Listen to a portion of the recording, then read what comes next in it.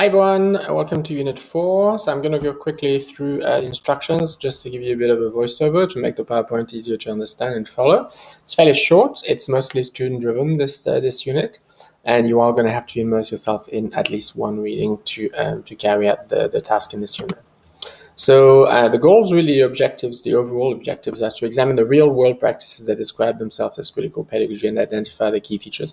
So far we've looked at texts that really describe the key features of the theory itself, but now we're looking at the features of what it looks like when it's implemented in the classroom. So we're looking more at hands-on tools, hands-on approaches. Then we'll examine the hurdles that exist in implementing these practices. We will examine the opportunities they offer to learners and examine to what extent this initiative that we look at are transferable and sustainable. Because again, if we judge them on the criteria against the criteria of transformative action, then that means that they are not just transforming society and the education and institutions in which they are occurring, but they are also transferable and sustainable, right? They spread and they grow. So you will break out in informal groups, as we've done previously, by choosing a text. So you have a series of texts, and they'll come up on the slides after. So no need to create the groups or to connect with your teams. They're just de facto teams, right? By choosing an article, you are in a team, and then you use one thread, and you are really on concern with that thread in terms of posting and replying to your peers. At the end, when you're finished, you will have a look at the other forums so that you get an overview without reading the text at what the other teams have been able to extract from the article that they were looking at. The angles for your discussions, and it doesn't have to be that you post for reply, or for posts or contributions. You may actually turn this into a conversation. So some of you may tackle some of the questions, others may tackle some other questions, and then you reply to each other and you create a conversation, a discussional sort of thread that in the end tackles all four. So the 4 questions I'd like you to consider when you're looking at your text is: what specific practice or practices was implemented in the classroom or considered for implementation? What were some of the challenges experienced? What were some of the outcomes recorded? And does the initiative seem difficult or easily transferable or sustainable to you? Okay. So those will be your guiding questions within each thread. So these are the articles. Booning, teaching for and about critical pedagogy in post-secondary classroom. Some of you in post-secondary, so you will also be drawn to that one. Some of the articles, just to let you know, I'm really a stickler normally for not citing anything that's more than 10 years old. I make exceptions in this course because these 2 articles, for example, the 2 first ones, are really, really excellent. So it would be a shame to leave them out because now they're more than 10 years old, particularly because there's not actually that much written about critical pedagogy that's actually tangible and concrete. There's a lot of abstract text, but there's not that much that actually talks about classroom practices. So I am keeping them in, and I'm asking you to consider them, particularly the second one, Leard and Leshua. Very, very relevant in a K-12 context, particularly if you're interested in Indigenous youth. Simmons, Carpenter, Ricks, Walter, etc. et al. African-American male teachers, so looking at race in the US, particularly in terms of hip-hop. Smith, this is interesting, covert critique under the radar.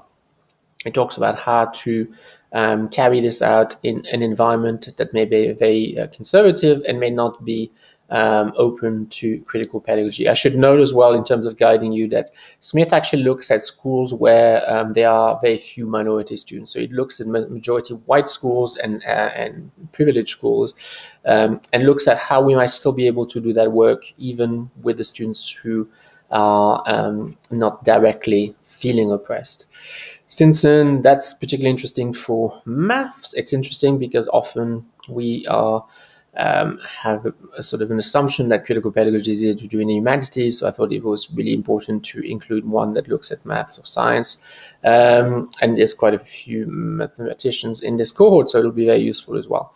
So try to spread out 5, 1, 2, 3, 4, 5. Yes, 5. There's 25 of you, so it should be about 5 per thread. We're not going to make a big deal if one thread has 4 and another one has 6, but it would be good to have all articles covered, again, because it's a collective reading effort. You read one in depth, and engage with the other people in your thread, but you do have a quick access to the other text, and you may end up getting a good insight into the text from the other team's introduction. And these are texts you may come back to when you write your full paper. So it is a good way to cover all the readings without burdening you too much during this half week. And then we'll come back to a large thread. So there will be one thread that's for the entire group.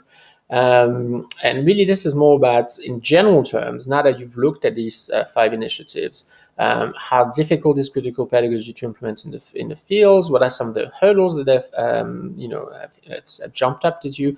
What are some of the opportunities? How transferable are these initiatives generally? And one question that's not present in, so there's a bit of duplication, but in the first thread, you're looking specifically at your text.